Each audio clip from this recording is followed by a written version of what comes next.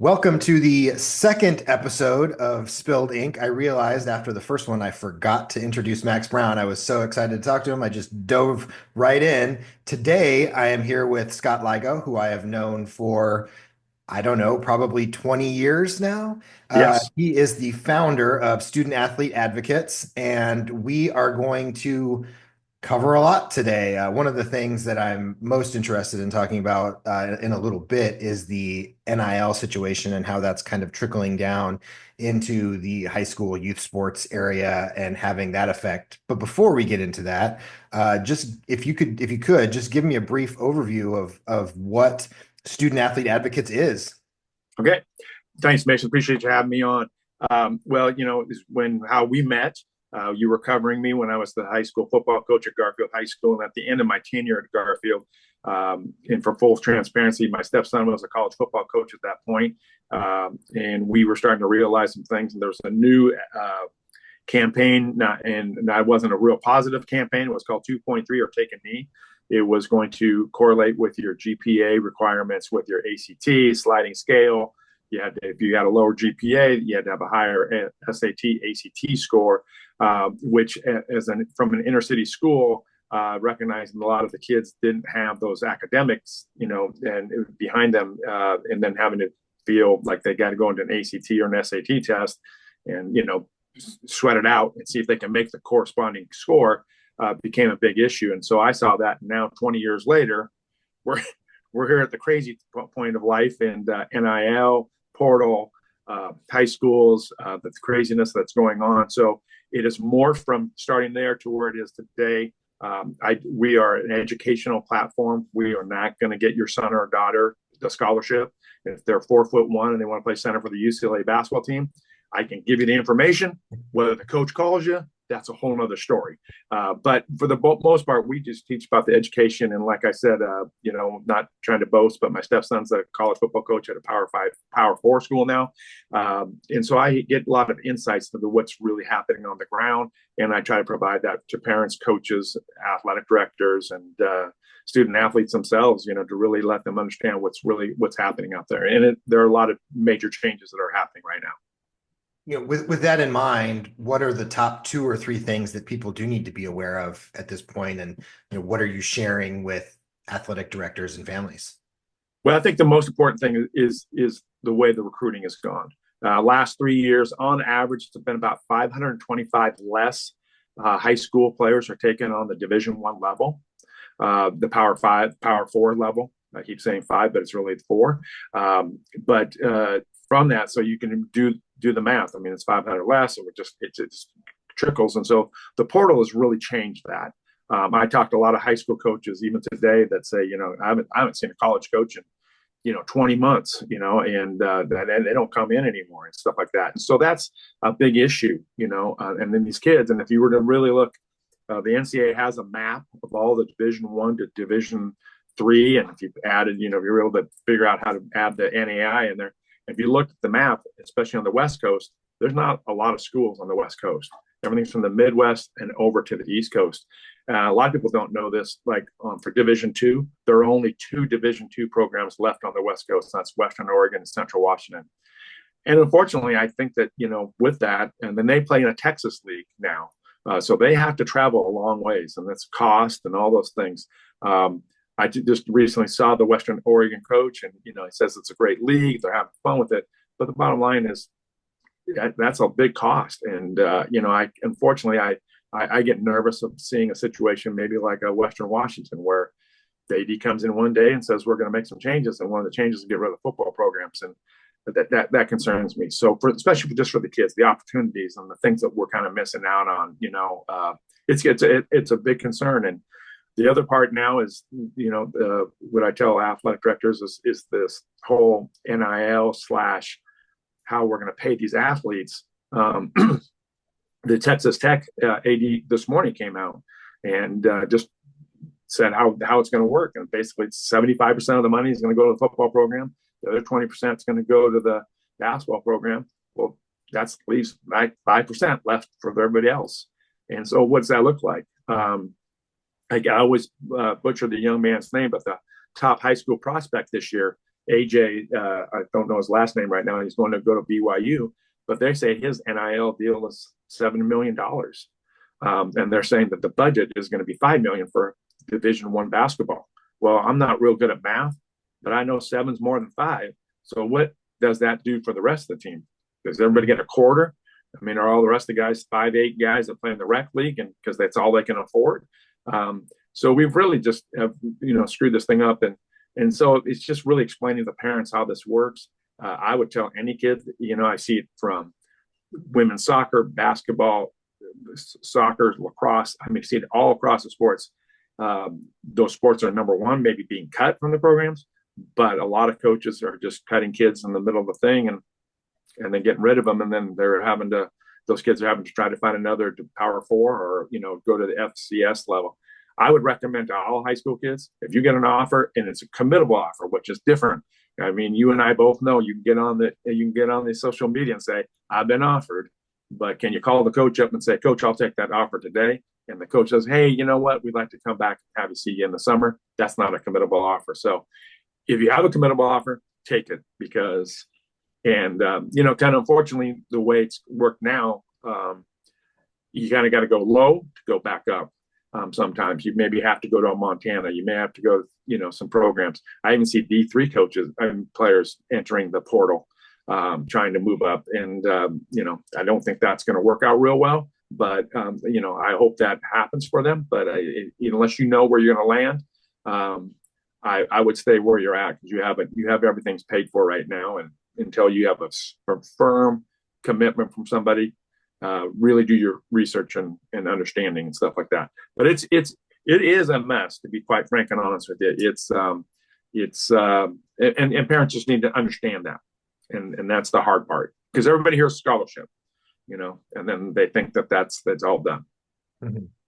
And that seems to be, I mean, the first point that really stands out to me, and this is what I've heard as well, is that kids, when I was covering preps, the kids that were, on the chip list and all state kids, those kids were going to Washington State, Oregon, sometimes down to the Big Sky.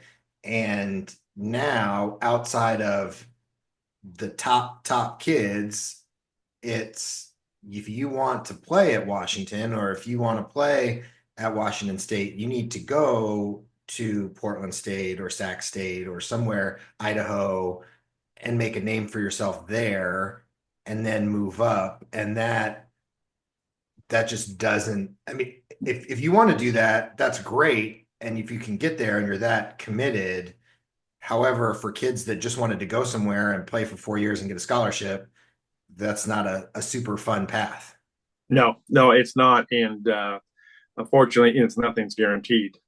Let's be quite frank and honest with you. I mean, you go that route and you might end up being at Portland State or wherever for 4 years. And then the big thing too is, some of these kids have just got to hit the reality. The market speaks for itself. I mean, you just may be where you really were meant to be quite frank and honest with you. And this is not a knock on, my good friend, Brandon Huffman, does the work that he does and all those guys. But, the recruiting agencies, that's their job. They're out there trying to find the 5, the 4, and the 3-star guys and claim that they know the best path for these kids and blah, blah, blah. Well, the bottom line, the guy who makes those decisions is the head coach of the program and the assistant coaches. And they're the 9, 10 guys, or in some stages, 4 or 5 people on a basketball staff. Their jobs depend on making the right decisions. And what parents really need to understand is how the recruitment has changed because of the portal. So a high school kid, let's, if we're being, having fun and laugh about all the stuff in some ways, they all want to do the photo shoots and do all the stuff and put it on social media and all that great stuff. Well, now, if you take a portal kid who's a junior at X school and he wants to come to the other school, he's there because he wants to have 2 years of playing for a program that probably is going to be successful, winning, and really get himself to the NFL or NBA or wherever level they're trying to get to in their specific sport. So that's a whole different recruitment. There is no photo shooting. There is none of that stuff. It's just, here's what you'll do for us. Here's what we're going to do. And here's what we'll pay for you. And do you want to come here? And that makes it easy. And so then all of a sudden, that high school kid they were talking to, that could have been, maybe could be, we don't know, might be, they just give up on and they take the kid that they get out of the portal because they have college film on him or her that playing against that level of football. And so that's a different recruitment. And so parents just need to really understand how that works. And that's why the portal has really changed all this stuff. And so, and you can even imagine a rural kid, 6'6", 300-pound kid out of nowhere, and nobody knows out there where he's at because he just doesn't have access to the internet, can't get himself to a camp, a showcase, or whatever. It might be a great one, but it's just the way it works these days. And so it's hard. It's you've got to really put yourself out there and you've got to do the marketing yourself today. When I hear that, the one thing that makes me really sad about the whole thing, and I have to add a caveat here because I understand the importance of getting the bag. If you are a kid who has the opportunity to make money and take care of their family and create some financial stability, especially in football where you're one injury away from being done, I will never fault a kid for doing that. I actually have always been a proponent of Ed O'Bannon, I believe, when he started this whole thing, right? I want to be, if my jersey is at the team store, I want a cut of that. I have Yep. always thought that is the least that these kids Yep. should get. I also have always thought that there's something special about having the school you've always wanted to play for. I grew up wanting to be Brock Heward. I was a left-handed quarterback. I ran a wing T offense, was never going anywhere, certainly never going to play at Washington.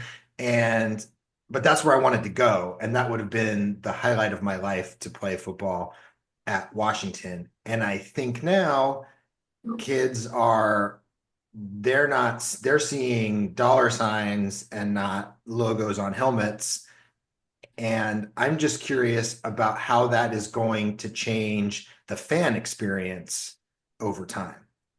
Well, I think you hit it right on the nose. Number one, going back to our good friend Brandon Huffman, he said it so well just a couple weeks ago, and I heard it on a podcast. It really is true. He goes, instead of kids going to their dream school, they're thinking about making their dream house. And so it's a different set of circumstances we're out here dealing with. I agree with you with the fan experience. I think that look what's happening over Washington State right now. I mean, they've lost 20 players to the portal. They lost their quarterback last night. One of their best offensive linemen jumped in this morning. I feel bad, and I'm not a coot by any stretch of the imagination. Got my Husky helmet right over the top of my head over here from when my coach for Coach James. But my point is that it's that they're decimating programs, and it's really sad, and it's where we're at. Unfortunately, going back to Ed O'Bannon, in the frustration with the Allison case, the NCAA took the position that they thought they were never going to lose, so they never had Plan B out there. And so when they lost, they threw their hands up in the air and said, "Okay, you won. Do whatever you want." Well, I'm pretty sure if you have kids and you told your kids, Mom and Dad are going out for the night, do whatever you want, you're going to come back to chaos in a house. Mm-hmm. Well, that's exactly what we have now. We have chaos. I mean, look at Penn State. They're in for they're in the college football playoff this week, and their quarterback, because of the calendar, because the NCAA can't figure things out, and I'm going to be nice in my terms of how I'm going to talk about the NCAA, can't figure it out. Their backup quarterback had to enter the portal, so they're going into the playoff without a kid who contributes in their games, and they bring him in for running plays. Will not be able to play in the college football playoff this weekend, and so. We've got to clean this thing up. We've got to get it fixed. They have to have something done, the guardrails, and that's what has been my main beef since it's all come down. I mean, I'm not saying it's ever going to be perfect. Even the college football playoff needs to be tweaked, like we talked about prior to the, getting onto the show. That needs to be fixed and tweaked and done, things like that. Would they have gotten it right the minute they put the guardrails and the regulations and everything up? Probably not. But at least they would have had some areas that we knew we could do. When we're just going down the road trying to figure this out, it's for a bad path, and I don't think the government intervention is the answer either. I don't know. I think we do need to do, and we'll talk about it a little later about the high school NIL. I think there needs to be the federal legislation and across the board, and then that way it would be a lot easier for everybody to work from. But it's to your point that the fan experience is going to be bad. And I've seen it all season long. I seen about 2 or 3 weeks ago UAB with Trent Dilfer 10 minutes before the game, and there was less crowd in there than a bad high school football game. I mean, it was horrible. And so, what are we doing to the sport? And what are we doing? They've got to figure some things out quickly to make to salvage this stuff. There's a reason why the professional sports leagues have salary caps, right? And now, it really is a money game. And, I even wonder how that affects a program like Washington that has worked its way up to the top of the food chain at times. And now I'm not 100% sure how you find stability in the Big Ten. I know why they went to the Big Ten. It still crushes me. I have had a hard time really staying connected to that. And Yeah, honestly, I find myself watching more Texas games than Washington games because I know all the guys on that staff. yeah, Uh, yeah, absolutely. And it goes back to what you were talking about, the fan experience. I mean, you're a guy who wants to be a Washington guy, but you hear yourself over here because the guys there. I mean, that's the sad part. I mean, that really is what really saddens me, to be quite frank and honest with you. I mean, if you look at Washington, it's a good example. I mean, then now the way the portal works, they're getting kids from Michigan and Texas, and they'll pick a kid out of LSU and blah blah blah. And there's not that home feeling, which is my frustration to the whole thing. And it really, I think, my feelings, if they just, we all know, you and I both know where they want this to go. They want to have a super league. So let's just cut the bait. Let's just make the Super League, go do it, make it SEC, Big Ten. I don't care what you want to call it. 75 teams going in, 77. I don't know what the number is. I do think there needs to be a financial litmus test. If you can't financially do it, then you're out. And so maybe that number is only 50 teams. I'm not sure what it is. Okay, they're done. Then move on. And then I think there could be some really good things that could happen after that. Whatever's left of the FBS programs and the FCS and downward. And we all know where the world we're living in, it's called, streaming now, right? So could we stream the Big Sky conference and would I be willing to pay $10 extra a month to get on my Apple to be able to watch the kids that I know that are playing there that are from Washington, Oregon, Idaho area, because I know they're playing it for that program versus the Washington team, which is literally in my town, which I don't know half the kids and where they're from, and they're coming or going. And it's, you look at the decimation from 2 years ago, national champs, to a program last year that was filled in with a bunch of kids all around the country, renegades that were from the program. And it's hard for the fan to like that. And, but they've got to figure this thing out sooner than later. And I think that could be a good positive, that you and I would be able to have the option to watch FBS, or maybe, we could stream the Central and the Western Oregon games on our TVs and stuff like that. I would do that because I know the staffs and I know the kids because they're local, they're here. Yeah, no, I totally agree with that. And as you're talking, I'm thinking about my viewing patterns currently, and I know that I may not be the norm. My feeling is I'll watch the Seahawks every week on Sunday. I'm not necessarily going to do that for the Huskies if I can't relate to these kids. And that was always when I worked at the Times, is part of the reason why I loved watching Husky football, in addition to being an alum, is I knew all those kids. Yep. The chance to get to see Buda Baker, a kid I met when he was 14, now playing at UW, now in Arizona, that was always special to me. Absolutely. Yeah. No, absolutely. And that's the thing that I think that they're missing when college athletics thinks about this is are they really doing good for the sport? I mean, look at what's happened in 2 weeks. Bill Belichick is the head football coach at the University of North Carolina. If you would have told me that a year ago, I would have laughed you out of the room, right? Now he's got Mike Lombardi there, ex-GM of the NFL, because they're going to go the NFL model. Now I saw this morning on Football Scoop, one of the scouting guys from the pros is going to be their scouting director. I mean, they are literally making it a pro model. To your point, is that the model we're going? Are we going to have a collective bargaining? Are we going to have these things? Are we going to have a cap? Are we really going to have these things? If we did those things, then maybe we'll straighten out the sport and maybe make it right. And I'm not sure if Coach Belichick is the right guy.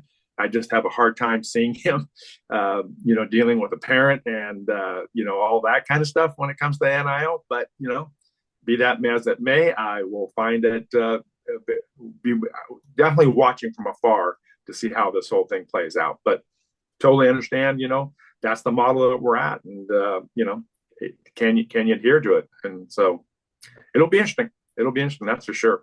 One thing I do think that's interesting about Belichick is that with the way things are going, he doesn't have to interact with parents. If they go to this pro model, he can. I'm just going to do this. You take care of them. You get the players. I'll say yay or nay, and from that standpoint, I hadn't really thought about it until now. That makes total sense as to why this would be a smart move for him. And the when you hear people talking about why it wouldn't work, that is in reference to the old model. And I Yeah, think we're all picking up that things have changed more than we were even ready for or expected or knew. 1,000%. Yeah, it's I mean, now there was the big splash last night about Michael Vick maybe taking on the Sacramento State deal, and then I guess there's been a big bub hub with Adam Schefter and Doug Gottlieb this morning about does Sacramento State really have a $50 million NIL? If they do, that's impressive. Number one, and number two, that means you're going to try to be a player on the thing. But even when we go back to you and I remiss to our Pac-2 programs now, they're talking about doing these things. I still think at the end of the day, if you're looking from a business standpoint, there is still an issue with bringing the Mountain West teams. My stepson coached at Utah State. Logan, Utah is not a great TV market. UNLV, San Jose. So there still is those issues, and if the number on the street was $30 million or $25 million was offered to the Pac-12 when they had UCLA and USC and Washington, Oregon in the league, what would it be when those programs? So I think there's still those issues they need to get over, and they need to figure out how to make those markets better, or unless they're still going to get offered a poor TV deal. At the end of the day, it's math. Let's be honest. I mean, right? You and I both probably know at the end of the day, Washington, Oregon, and USC and UCLA being a key one, we knew why they weren't going into that league. They were going to get $80 million checks. Now they're only getting half checks right now, but at the end of the day, if you do 80 million times 10 years versus 25 million for 10 years, pretty simple the math to figure out which league you want to be in. So they just need to clean it up, and I just think it's the parity, it's how they have to do these things. And it's uneven markets. I always use Oregon and Oregon State as a good example. Oregon has Uncle Phil, and good or bad, I mean, it is what it is. He has Nike, and he can turn on the shoe machine, and he could, make millions today. And a lot of people don't know this, but the Oregon State biggest boosters are Reese's. The Reese's macaroni and cheese and potato salad you see in your stores. I'm not, knocking those. I've used that product as my old catering businesses and all that kind of stuff, but I'm not buying cases of potato and macaroni salad tonight to help support the kids at Oregon State.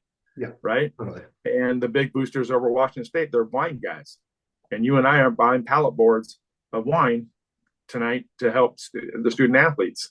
And so, how you do it. I mean, people don't think about this. Texas A&M in the last 3 years got rid of their old coach for $87 million, brought in the new staff for $100 million. And on the word on the street is about $25 million every year for their staffs. I mean, for their recruiting classes they've had the last 3 years. So that's $75 million. They were basically $350 million was used to do three things. And everybody got mad at Pat Chung for leaving Washington State when he was trying to do three things, I believe, at Washington State for $62 million and couldn't get it done with the boosters and the people to help the funding there. It's an uneven world, and we need to really balance those things out. And, I mean, I just, unless every team, and now they're talking about private equity firms getting involved in this. That scares me. Mm-hmm. That really, really scares me. So I don't know if the route they're going down is really the right route to go. Mm-hmm. And the last thing I want to dive into, I am running out of time. My free Zoom 40-minute thing as we grow this podcast. When it comes to high school and below and NIL, and I know it's crazy to think that this is a thing. And then you think about how much money parents are spending. I have a 7-year-old. I don't know if he's going to be into sports. The travel league cost is intense. And now, if you're a travel league parent and you then don't get a scholarship at the end of the tunnel, to me, this whole thing is it stinks for kids of non-football, basketball programs that are not, and anyone who's not NIL at an NIL level. So twofold, how do you see NIL impacting high school kids? And is it seems like there is some money that is available for high school kids when it comes to NIL, and what is it doing to, why would parents continue to invest hundreds of thousands of dollars in travel teams if there's not a potential payoff down the road? Well, that's a whole other podcast we could talk about the parents spending the money. So that's number one. Number two, we'll start from number one. The WIAA, that's the Washington State Athletic Association that governs the Washington State high schools here.